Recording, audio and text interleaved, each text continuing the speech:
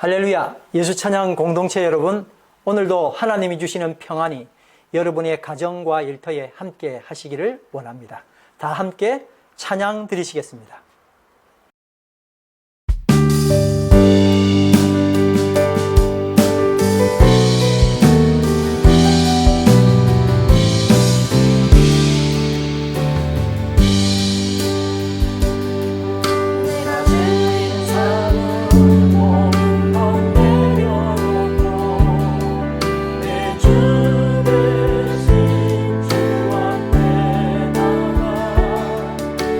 사랑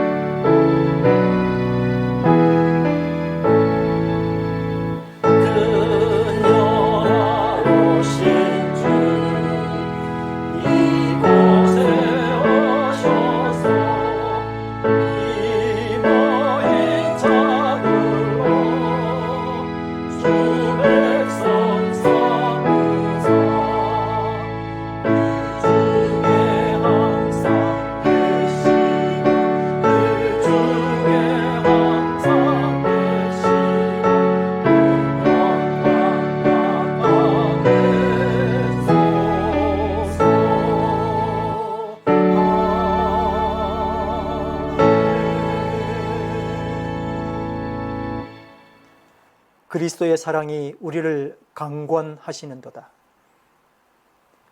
시간이 지날수록 거부할 수 없는 강력한 죄의 영향을 받아서 그쪽으로 끌려 들어갈 수밖에 없는 삶을 살았던 저희들을 주 예수 그리스도의 은혜와 사랑으로 인도해 주셔서 죄의 영향이 아니라 하나님의 은혜의 영향으로 끌어당겨 주신 것을 인하여 감사를 드립니다.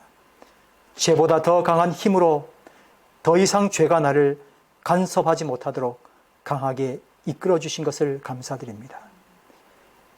여호와 하나님, 이로 인하여 무한 감사를 올려드립니다. 뭐를 해도 죄를 지을 수밖에 없고 죄로 이끌려가는 저희들을 사랑해 주셔서 은혜의 보좌로 이끌어 주신 것을 감사드립니다. 주님께서 저희들을 오늘 이 은혜의 보좌로 이끌어 주셨사오니 온 몸과 마음과 힘을 다하여 주님 앞에만 예배하도록 역사하여 주시옵소서. 찬양과 감사를 드리며 예수님 이름으로 기원합니다. 아멘.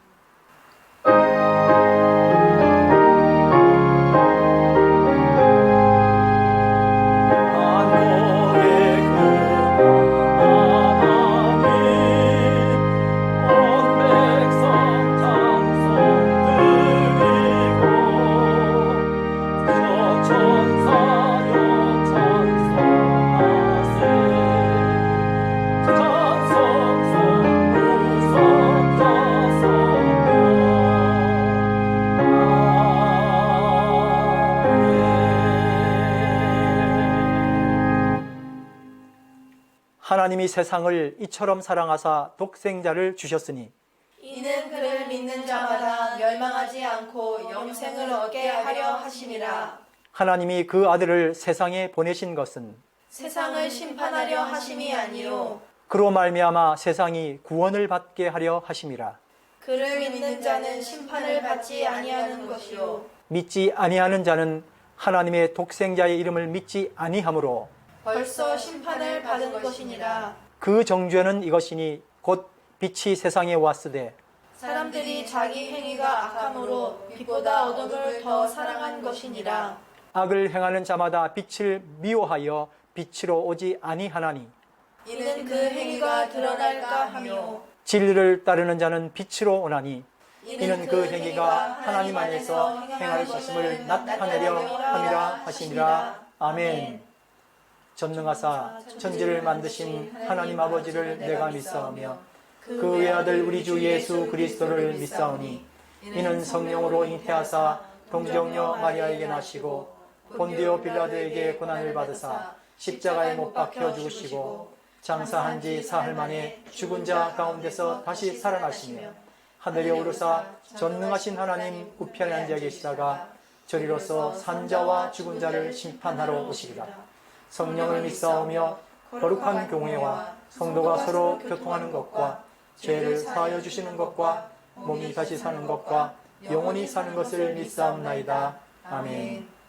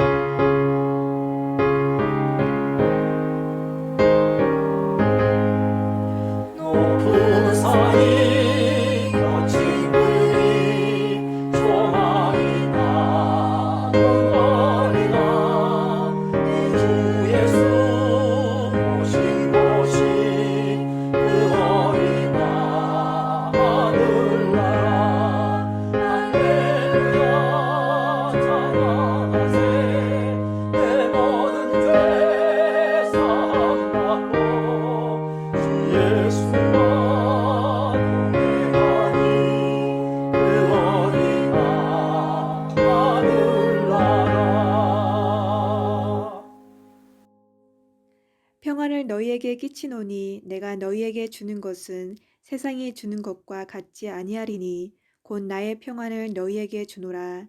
너희는 마음에 근심하지도 말고 두려워하지도 말라. 아멘. 내 안에서 불안하지 말고 나의 평안을 누리도록 함께 하시는 하나님 아버지 감사합니다. 지난 한 주간도 주신 말씀을 묵상하며 말씀 안에 있게 하시니 또한 감사합니다. 하지만 때때로 화평을 위한 믿음의 양보보다는 나의 위치를 지키느라 진정 누려야 할 참 평강의 길을 포기했음을 고백합니다. 이 시간 저희의 방향이 되어주시는 주님 전에 나왔사오니 주님 말씀하옵소서. 부서지고 깨어지는 역사가 저희 안에 있기를 기도합니다. 말씀을 준비하시며 주의 말씀으로 이끄시는 목사님과 장로님, 전도사님을 위해 기도합니다. 날마다 새 힘과 말씀의 은혜를 더하여 주옵소서. 영육 간에 더욱 강건할 수 있도록 주님 함께하여 주옵소서. 코로나 시대에 있는 이때에 영육이 연약한 지체들이 하나님의 참 평강과 은혜를 경험하게 하옵소서. 전 세계에 코로나로 싸우고 있는 의료진들과 환자들, 그리고 그들의 가족들을 눈동자같이 지켜주옵소서. 필요할 때마다 더욱 크신 주님의 손길로 함께 하옵소서. 한국과 뉴질랜드에 있는 아이들이 온라인으로 수업을 하며 공부하는 가운데 바른 온라인 학습과 지혜 그리고 건강으로 이 세상에서 승리하는 삶을 살게 하옵소서. 한국과 뉴질랜드 교회들이 예배를 회복하며 서로서로를 주의 말씀으로 격려하며 위로하는 참된 교제를 하게 하옵소서. 이 시간을 위해 수고한 예배팀들이 있습니다. 축복하옵소서. 하늘의 돌보심과 은혜가 있기를 기도합니다. 이 모든 말씀 예수 그리스도의 이름으로 기도합니다. 아멘.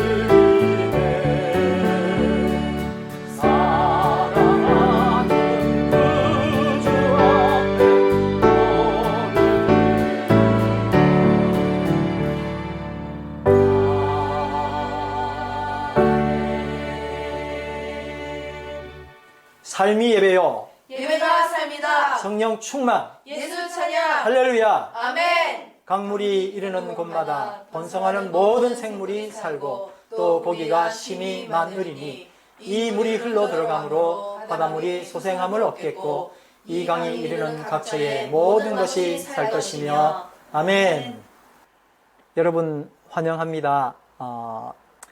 우리 함께 예배 드리는 우리 예수찬양교회 공동체 여러분들 그리고 여러 지역에서 함께 이 시간 예배 드리는 여러분들도 주님의 이름으로 환영합니다. 하나님의 역사가 여러분 모두에게 함께 하시기를 간절히 바랍니다.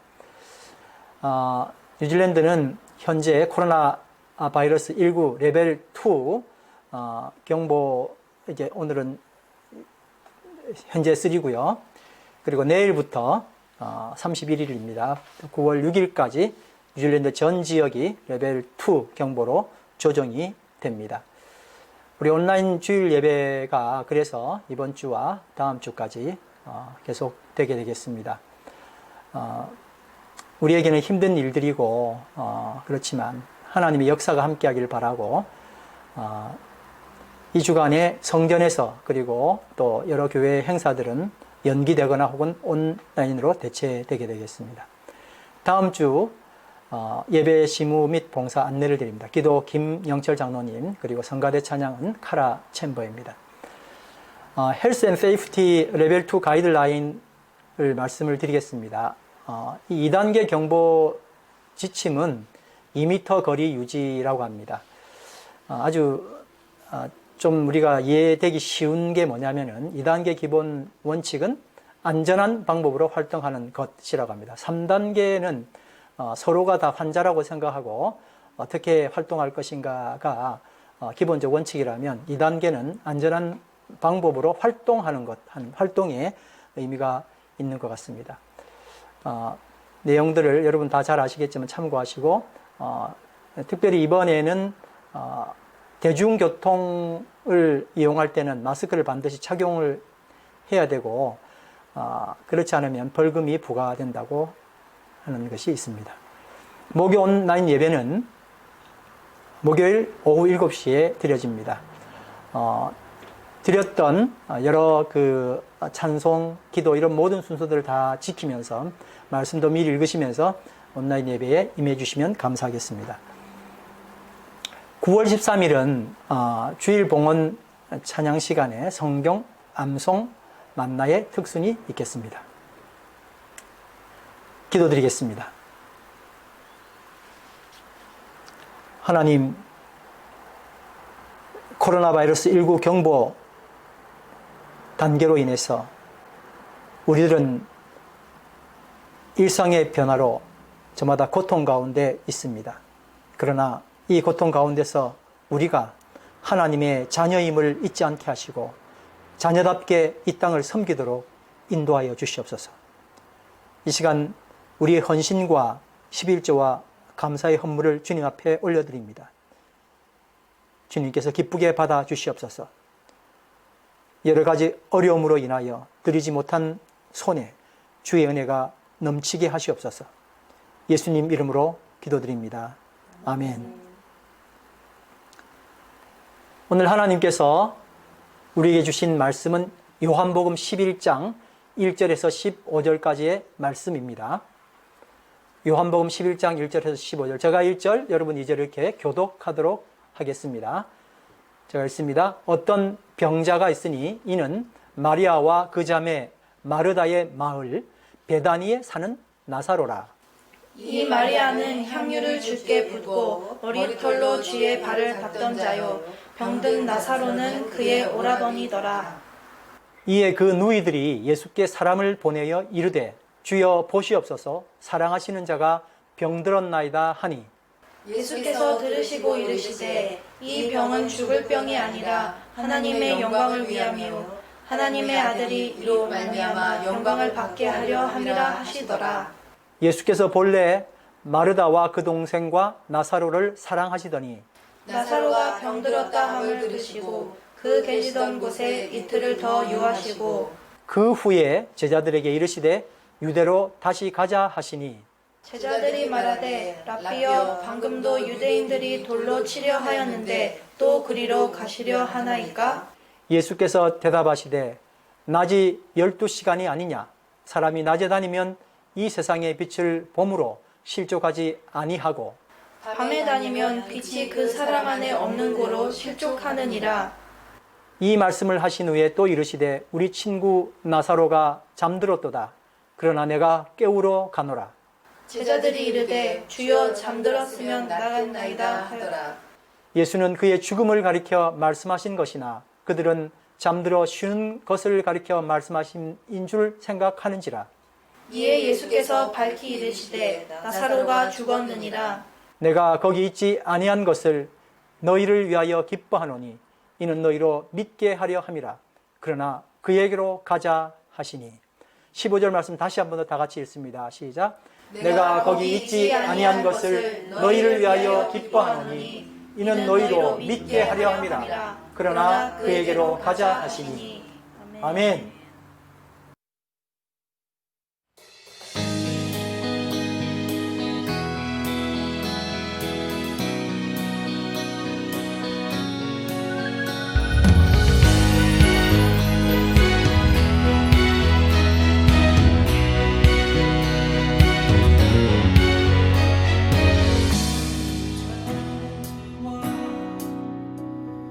But in the eyes of the cloud,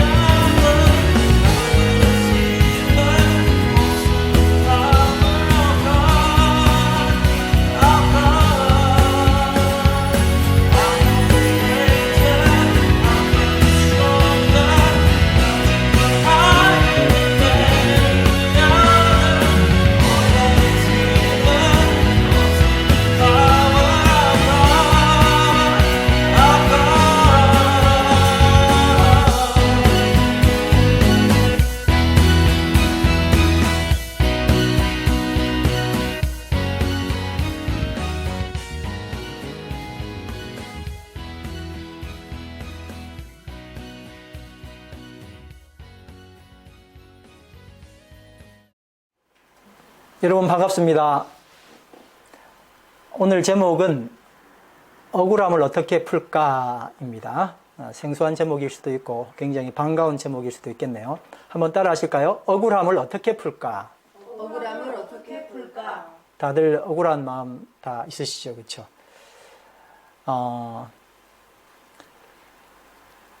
우리 교회에서도 그리고 여러 교회 공동체에서도 이 억울함 때문에 많은 문제가 발생이 되고, 그래서 이것 때문에 성도들 가운데 여러 분쟁도 있고 고통도 있고 그렇게 되는 것 같습니다. 억울함 하면은 떠오르는 사람이 여러분 있습니까? 성경 가운데서요. 제가 볼 때는 형들에게 미움받고 이집트 노예로 팔려간 청년 요셉 생각이 나네요. 얼마나 억울했겠습니까? 그저 아버지가 지어준 멋진 옷을 입고 형들에게 좀 자랑했고, 자기 꿈 좀 꾸어서 그저 형들에게 자랑했는데, 형들은 그걸 미워해서 죽이려 하다가 어떻게 우여곡절 끝에 노예로 팔아버리지 않았습니까? 이런 억울한 경우가 어디 있습니까? 그리고 또 우여곡절 끝에 이 청년 요셉은 이집트의 왕 바로의 시위대장 보디발의 집으로 팔려가게 되었죠. 근데 또 억울한 일을 당합니다. 무슨 억울한 일일까요? 바로 보디발의 아내가, 요셉이 굉장히 잘생기고 멋지게 생겨가지고 거기에 반해가지고 그에게 부적절한 관계를 계속해서 요구를 했던 겁니다.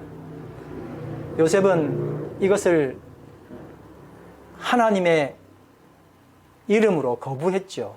계속 한 번만 그런 게 아니라 계속해서 거절을 하자 결국 화가 난 보디발의 아내는 요셉을 오히려 어떻게 했습니까? 성폭행범으로 몰아서 감옥에 가두게 되었습니다. 창세기 39장에 나오는 이야기들이었죠. 하나님은 엄청나게 견디기 어려운 육체적인 고통이 아니라 전쟁으로 이런 아픔으로 이런 게 아니라 억울함이라는 고난을 통해서 요셉을 훈련하셨습니다. 근데 요셉은 결국 승리했고 이스라엘이라는 한 조그만한 가족이 거대 민족이 되어서 이집트에서 길러지고 그렇게 되는 놀라운 역사를 하나님 만들어내셨습니다. 그런데 이제 요셉은 분명히 억울하게 당한 건 맞는데 그의 아버지 야곱은 어떻습니까? 야곱은 본인의 잘못으로 인해서 삼촌에게 지속적으로 억울한 대우를 받게 됩니다. 이렇게 보면 이스라엘이라는 민족은 억울함이라는 자궁을 통해서 탄생된 민족이 아닐까 그렇게 생각해 봅니다. 문제는 타인에 의해서 억울함을 당하든 그렇지 않으면 내 문제로 인해서 억울함을 당하든 간에 억울함이라는 것이 우리 주변을 그림자처럼 서성입니다. 그러니 이 억울함을 어떻게 풀어내느냐에 따라서 나와 내 가족 그리고 공동체의 향방, 행복의 향방, 공동체가 어떻게 아름답게 갈 수 있는지, 그렇지 않으면 참 추하게 갈 수 있는지를 결정하는 그런 향방을 만들 수 있게 되는 겁니다. 우리는 요한복음 11장, 오늘 본문 말씀이죠. 요한복음 11장에 등장하는 마르다와 마리아의 모습을 통해서 억울함이 어떻게 만들어지는지 그 과정을 볼 수 있습니다. 한번 보겠습니다. 요한복음 11장 1절, 3절입니다. 다 같이 한번 읽어보실까요? 시작. 어떤 병자가 있으니 이는 마리아와 그 자매 마르다의 마을 베다니에 사는 나사로라. 이에 그 누이들이 예수께 사람을 보내어 이르되 주여 보시옵소서 사랑하시는 자가 병들었나이다 하니, 나사로가 병이 들었다는 전가를 받은 예수님은 급히 나사로에게 가셨습니까? 가지 않으셨어요. 6절 보니까 뭐라고 되어 있습니까? 나사로가 병들었다 함을 들으시고 그 계시던 곳에 이틀을 더 유하시니라. 그렇게 기록되어 있습니다. 나사로가 병들었다 함을 듣고 계시던 곳에 얼마나 더 있었다고요? 이틀을 더 계셨다고요. 빨리 가셔야 되는데요. 왜 그러셨을까요? 바쁘셔서 그랬을까요? 안 그러면 하던 일이 너무 밀려 있어서 그랬을까요? 그게 아니라 고의로 이틀을 더 머무신 겁니다. 바빠서도 아니고 일이 밀려서도 아니고 예수님은 뭐로? 고의로 얼마나? 이틀을 더 그곳에서 머무셨습니다. 혹시 가족이 미워서 그랬을까요? 그럴 수도 있잖아요. 근데 가족이 예수님을 섭섭하게 한 것이어서 삼 두고 봐라 하고 그렇게 하신 게 아니라 5절 말씀에 보니까 예수님은 이 가족을 너무너무 사랑하셨다 그렇게 기록되어 있습니다. 한번 읽겠습니다. 시작. 예수께서 본래 마르다와 그 동생 나사로를 사랑하시더니, 그러니까 정말 특별한 의도를 가지시고 이틀을 더 지체하신 겁니다. 특별한 의도를 가지시다니요. 왜 지체하세요? 빨리 오셔야 되는데요. 그리고 나사로가 죽은 후에야 비로소 유대로 가자고 말씀하셨던 겁니다. 다시 말하면 예수님은 나사로가 죽기까지 기다리셨다 하는 겁니다. 사랑하는 나사로와 그의 가족들이 받을 질병의 고통과 죽음의 고통 다 아시면서도 불구하고 그걸 다 접어두시고 더 깊이 이야기하면 그것까지 참으시며 그런 고통을 당하는 것까지 꾹꾹 누르가며 참으시며 단지 친구 나사로가 죽기까지 예수님은 기다리신 겁니다. 여러분 과연 예수님은 어떤 의도가 있으셨을까요? 15절 말씀입니다. 다 같이 한번 읽어보겠습니다. 15절 말씀 시작. 내가 거기 있지 아니한 것을 너희를 위하여 기뻐하노니 이는 너희로 믿게 하려 함이라. 그러나 그에게로 가자 하시니. 무슨 말이에요? 내가 거기 있지 아니한 것 너희를 위하여 기뻐하노니 이는 너희로 믿게 하려 함이라. 그러나 그에게로 가자. 다른 말씀은 잘 모르겠지만은 예수님은 거기 가지 않은 것을 기뻐했다고 기록하고 있습니다. 우리가 지금까지 신앙생활했던 이야기와 너무나 갭이 크지 않습니까? 하나님의 영광이 우리에게 기쁨이 되지 못할 때 우리는 절망합니다. 하나님은 지금 영광 받고 계신데도 불구하고 나에게 그게 기쁨이 되지 못하면 우리는 하나님의 영광과 관계없이 절망한다는 거예요. 우리에게 기쁨이 사라지고 억울할 때라도 하나님의 영광이 진행 중이라는 사실을 인식하고 인정하기는 쉽지 않습니다. 그러기에 우리는 언제나 먼저 우리에게 기쁨이 있어야만 그 결과로 하나님은 영광 받으시게 되어 있는 것입니다. 얼마나 내 중심적인 신앙인지요. 이렇게 우리의 신앙의 민낯이 드러나게 된 것입니다. 마리아와 마르다 그리고 죽기 전에 나사로는 그리고 나사로의 병을 안타까워했던 주변 친구들은 예수님이 빨리 오시기를 열망했습니다. 우리도 다 이런 상황이 되면 정말 모든 병을 치료하시는 예수님이 당장 내 옆에 오기를 열망하지 않겠습니까? 당연한 이야기죠. 주님은 능력이 아니라 권세로 병을 명하시기에 아무리 그 거리가 멀어도 그것이 아무런 영향을 주지 못한다라고 믿었던 백부장의 믿음과는 다르게 이들은 공통적인 단 하나의 생각을 했을 뿐입니다. 예수님이 나사로가 죽기 전에 오셔서 나사로를 고쳐주시는 것.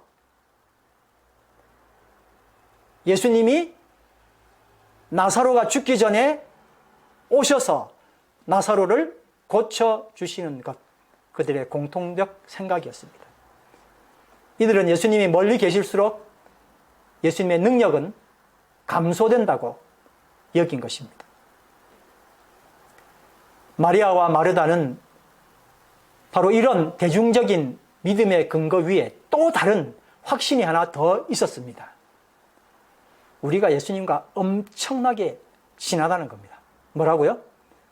우리 가족은 예수님과 엄청나게 친해.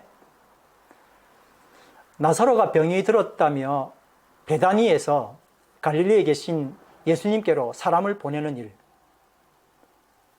예수님 어디 계신 줄 알고 누구를 통해서 보내야 되죠? 친하지 않으면 누구나 할 수 없는 겁니다. 그리고 그 메시지가 뭐였어요? 나사로가 사랑하는 예수님이 아니라 예수께서 사랑하시는 나사로였습니다. 3절 한번 같이 읽어보실까요? 시작. 이에 그 누이들이 예수께 사람을 보내어 이르되 주여 보시옵소서 사랑하시는 자가 병들었나이다 하니. 얼마나 확신이 있습니까? 사람 보냈어요. 아무나 움직일 수 없는 그 예수님을 사람 보내가지고 병들었나이다. 사랑하시는 자가 병들었습니다. 당신의 사랑한 자가 병들었으니 당장 오세요. 그런 이야기했죠. 여러분, 친하다는 것은 그만큼 기대를 한다는 뜻이죠. 그렇기 때문에 그 기대가 무너지면 실망할 수밖에 없습니다. 근데 여러분, 나사로가 죽었잖아요. 결국 나사로가 죽게 되자 두 자매들에게는 기대를 저버린 예수님에 대한 실망이 자리를 잡게 되는 것입니다. 어쩜 이럴 수가 있을까? 둘이는 틈틈이 그 섭섭함을 주고받았습니다. 그렇게 주고받으면서 튼튼한 하나의 진리를 구축합니다. 그리고 이 진리는 불변한 진리이고 주변 사람들도 충분히 동의할 것이라고 생각했던 진리였습니다. 뭘까요, 그게? 21절 말씀입니다. 시작. 마르다가 예수께 여짜오되 주께서 여기 계셨더라면 내 오라비가 죽지 아니하였겠나이다. 무슨 말씀이에요? 예수님이 이제 나사로가 죽고 난 다음에 오셨잖아요. 마르다가 예수님을 영접하러 가서 했던 이야기예요. 주께서 여기 계셨더라면 내 오라비가 죽지 아니하였겠나이다. 근데 여러분, 11장 32절에 마리아도 똑같이 말합니다. 마리아가 예수 계신 곳에 가서 배웠고 그 발 앞에 엎드려 이르되, 다같이 시작. 주께서 여기 계셨더라면 내 오라비가 죽지 아니하였겠나이다. 어떻게 이렇게 두 사람 입이 딱 떨어져 맞을까요? 충분히 틈틈이 그 섭섭함을 주고받으면서 튼튼한 하나의 진리를 구축했기 때문에 그렇습니다. 여러분, 나의 의의는 이렇게 만들어집니다. 억지로 때를 써가며 말도 안 되는 소리를 가지고 만든 의의가 아닙니다. 그건 우기는 거죠. 나름 상당한 이유로 의롭다고 여겨진 것이기 때문에 내 의의는 결코 포기할 수 없는 의의가 되는 겁니다. 그런데 바로 이 내 의의가 하나님의 의의와 같다라고 여겨지면서 위험해지는 겁니다. 예수님은 우선순위를 바꿔서라도 초특급 마차를 전세 내고서라도 우리에게 무조건 달려와야 해. 이게 진리였습니다. 근데 그분은 결국 오시지 않았습니다. 시간을 놓쳤습니다. 여러분, 예수님이 시간을 놓쳤다 말이 됩니까? 안 됩니까? 말이 안 되는 소리잖아요. 근데 우리는 말이 돼요. 우리 의는 이게 말이 돼요. 예수님 시간 놓쳤어요 라고 말할 수 있게 되는 것. 이게 우리 의거든요. 여러분, 제가 질문을 하겠습니다. 한번 속으로 대답을 해보십시오. 우리가 예수를 믿는 이유가 뭡니까? 우리가 매주 예배를 드리는 그 아주 깊숙한 곳에 숨어 있는 의도는 무엇입니까? 예수님과 친하게 되면 내가 어려울 때 뭐 그냥 웬만할 때는 괜찮지만 정말 내가 어려울 때는 예수님께서 이 모든 걸 다 제껴두고 어떻게 해야 돼요? 달려와야 된다 하는 것을 염두에 둔 것이죠. 얼마나 타당한 이유입니까? 그런데 예수님은 바로 이 기대를 고의로 거부하신 겁니다. 그리고 이것이 예수님의 뭐가 되셨다고요? 기쁨이 되셨다고요. 사람이 설정한 시간에 계신 것이 아니라 하나님이 설정하신 그 시간에 계신 것이 예수님의 기쁨이었습니다. 크리스찬인 내가 신앙 공동체 생활을 하면서 가장 힘든 부분이 무엇일까요? 바로 이겁니다. 내가 명백하게 실수해서 잘못한 것은 어쨌든 용서를 구하겠죠. 그리고 또 상대가 잘 이해해 주어서 해결하기도 합니다. 문제가 뭐라고요? 바로 내 의입니다. 나의 의. 이건 절대 틀리지 않습니다. 근데 여러 사람이 이 나의 의를 동조해 주지 않아요. 나의 의라고 생각하지 않으니까요. 하나님의 의이고 정말 정확한 의인데 사람들이 동조해 주질 않아요. 심지어 이것을 무시하고 반대하기 때문에 나는 계속 힘든 겁니다. 그래서 여러분 어떻게 합니까? 기도하시잖아요. 하나님 잘 참게 해주십시오. 근데 조금 시간이 지나면 생각할수록 억울하잖아요. 주신 인내로 참고 극복하려 하다가 확 가닥 뒤집어집니다. 신앙의 힘으로 눌러보지만 시도 때도 없이 울분이 침으로 오릅니다. 문제는 이것이 뭐라고요? 자기 의라는 거예요. 분명하게 말씀드릴 수 있는 게 바로 이게 자기 의라는 겁니다. 견고하게 만들어진 자기 의, 이것을 주님의 의라고 혼동하기 때문에 시간이 갈수록 이 주장은 더 견고해지고 탄력을 받습니다. 여러분, 이것이 반복되면 교회를 그만 다닐까 결심까지 하게 되는 겁니다. 그렇기 때문에 자기 의와 하나님의 의를 잘 구별할 수 있어야 합니다. 자기 의인지 하나님의 의인지 구별하는 방법이 있습니다. 그 구별하는 방법 바로 전에 아주 가짜가 있죠. 예수님과 친하면 모든 것이 다 자기가 생각하는 것이 다 자기 의라고 착각하기 쉽지만은 문제는 여기서 발생하는 겁니다. 자기 의와 하나님의 의의 구별은 예수님하고 친한가 아닌가의 문제가 아닙니다. 예수님하고 친했기 때문에 생긴 문제지 오히려. 자, 자기 의와 하나님의 의의 구별은 어떻게 하는가? 그것은 내 문제를 통해서 예수께서 나에게 무엇을 원하시는지를 고려하는지 아니면 내가 예수님께 무엇을 원하는지를 고려하는지의 차이입니다. 한번 여러분 한번 따라하면 좋겠습니다. 자기 의는 당면한 이 문제를 통해서 내가 예수님께 무엇을 원하는지를 생각하는 것. 자기 의는 뭐라고요? 내가 예수님께 무엇을 원하는지를 생각하는 게 이게 자기 의예요. 하나님의 의는 뭘까요? 따라합니다. 당면한 이 문제를 통해서 예수님께서 나에게 무엇을 원하는지를 고려하는 것. 네. 다시 한번 제가 해보겠습니다. 자기 의는 뭐라고요? 당면한 문제. 나에게 지금 고통스러운 문제가 왔어요. 그때 이제 내가 주님께 주님은 이거 하셔야 돼요. 이거 하셔야 돼요. 이거 해주셔야 돼요. 라고 말하는 이게 바로 자기 의라는 거예요. 근데 하나님의 의는 뭐예요? 이 문제를 통해서 예수님은 과연 나에게 뭘 원하는지를 고려하는 거란 말이에요. 구별되셨죠? 그렇죠? 자, 그러면 마리아와 마르다 한번 다시 살펴보겠습니다. 마리아와 마르다는 오빠의 병과 죽음을 어떤 측면에서 보았습니까? 이 문제를 통해서 예수께서 나에게 무엇을 원하는지를 고려하지 않았습니다.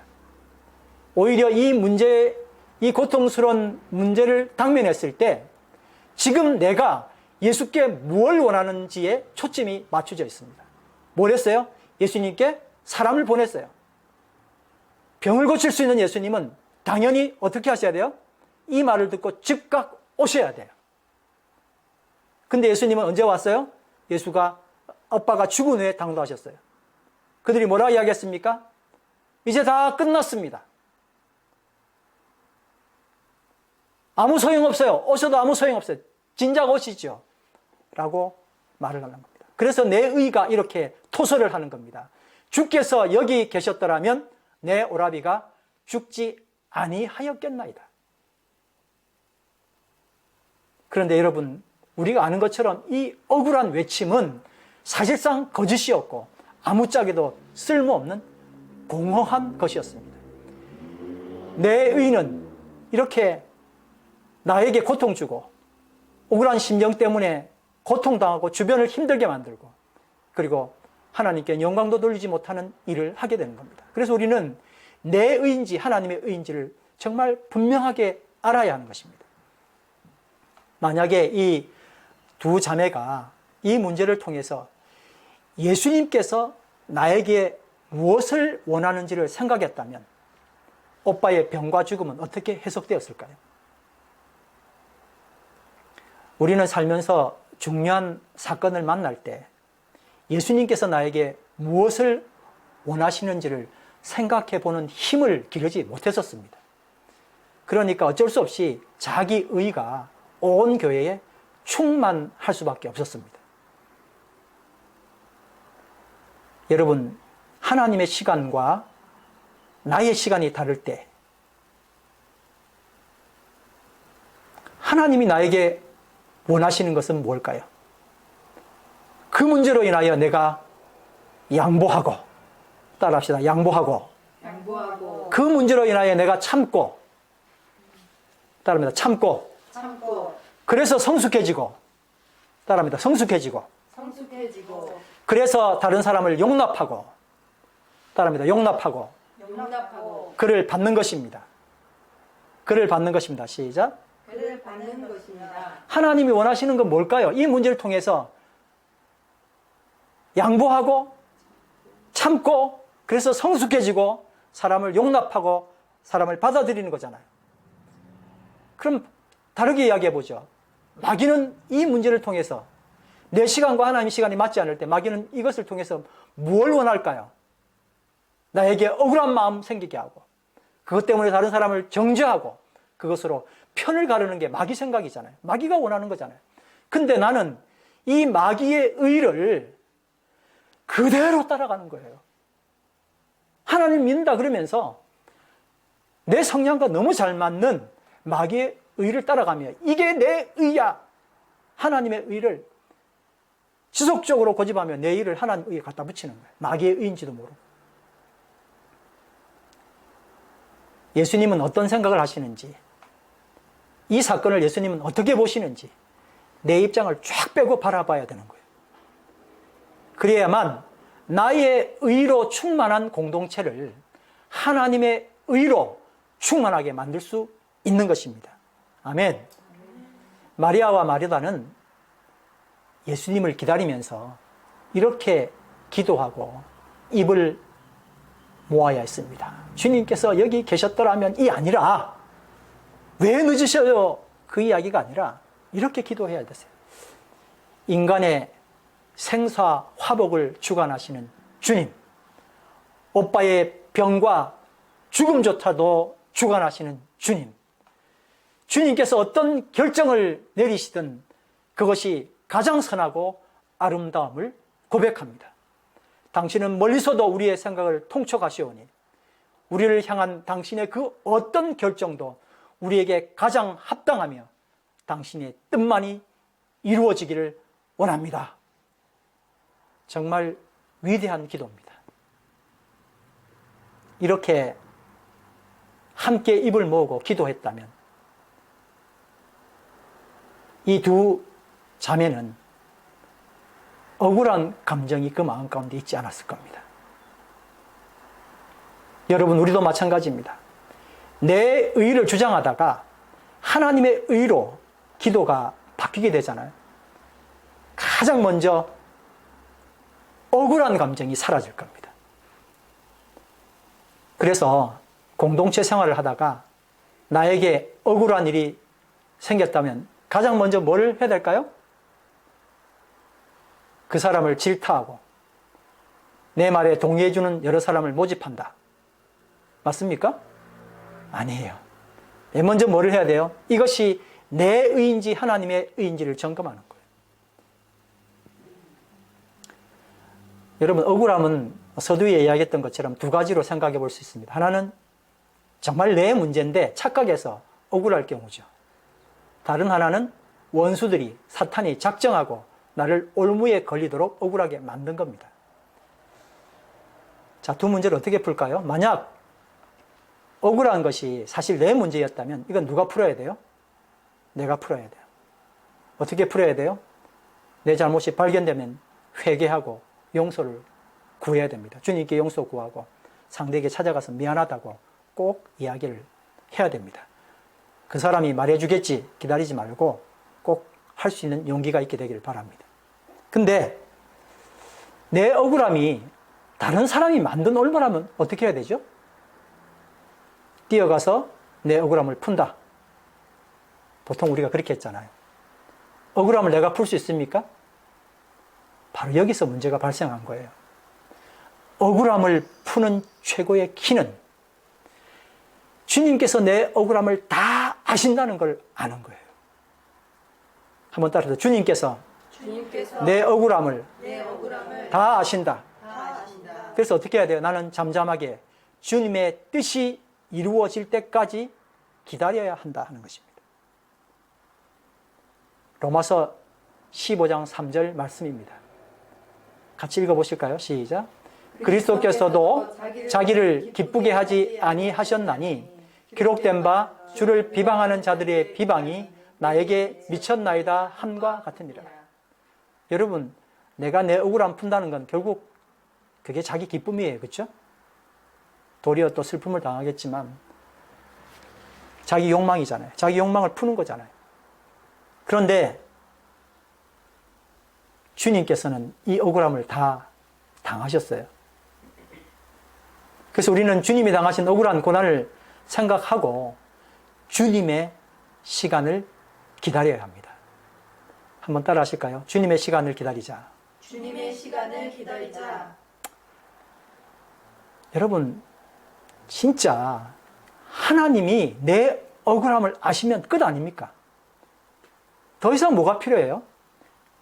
한번 따라 합시다. 하나님이 내 억울함을 아시면 더 이상 아무것도 필요 없다. 아멘. 그런데도 억울해서 못 살겠다는 생각이 자꾸 올라와서 한판 해야 속이 풀릴 것 같으면 사실 그게 자기 의예요. 아무리 생각해도 아닌 것 같아 하고 속에서 뭐가 올라오거든. 이건 내 의구나. 그냥 정확하게 생각하면 됩니다. 자기 자신과 공동체를 혼란 가운데 빠뜨리는 자기 의는 내가 문제를 해결하겠다고 계속 나에게 속삭입니다. 여러분, 억울로 이야기하면 둘째가라면 서러운 사람이 또 다윗입니다. 10년간 무고하게 고난받았고 항상 생명의 위협에 시달렸습니다. 다윗은 여러 번 그를 죽이려고 했던, 그를 괴롭혔던 사울 왕을 죽일 기회가 있었지만 결코 그렇게 하지 않았습니다. 억울함 때문에 자기가 그 문제를 해결하려고 하지 않았었습니다. 우리는 너무 잘 알고 있는 말씀이죠. 참 다윗의 이 신앙이 너무너무 부럽습니다. 시편 57편 6절 말씀 다 같이 읽습니다. 시작.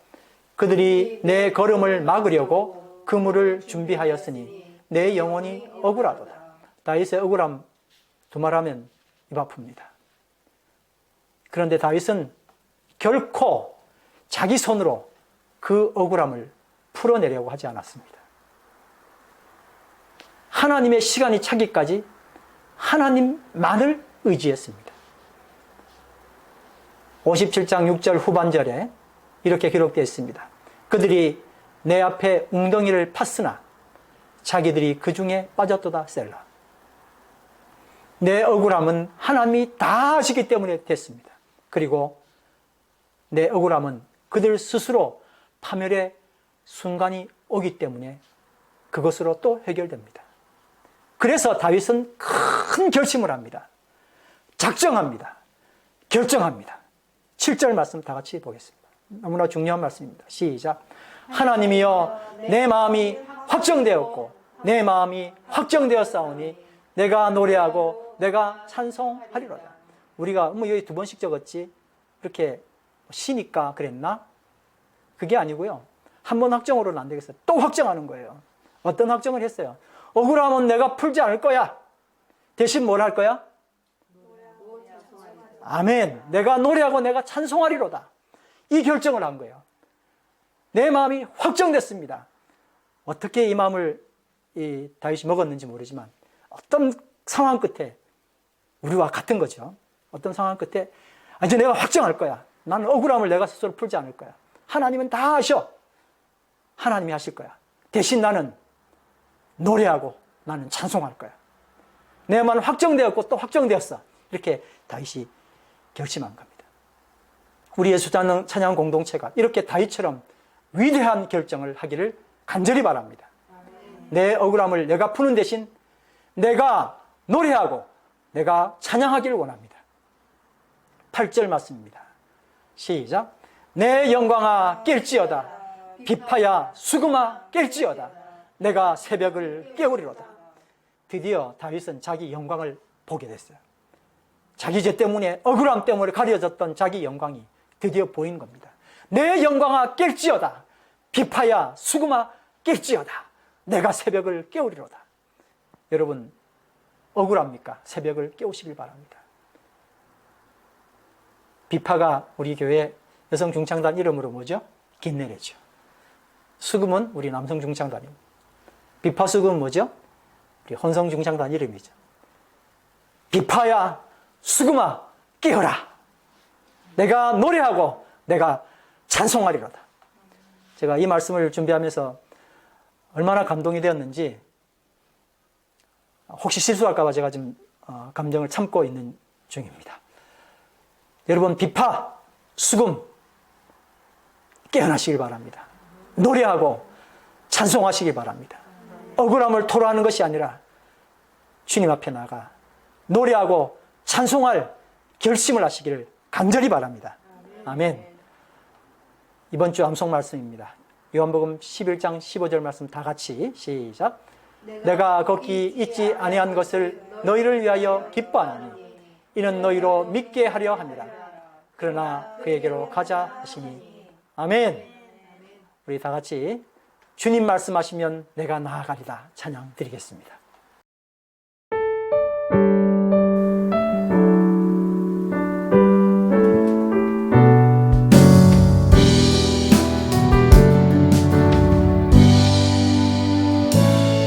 주님 말씀하시면 내가 나가리다. 주님 뜻이 아니면 내가 멈춰서리라. 나이가 더 서는 곳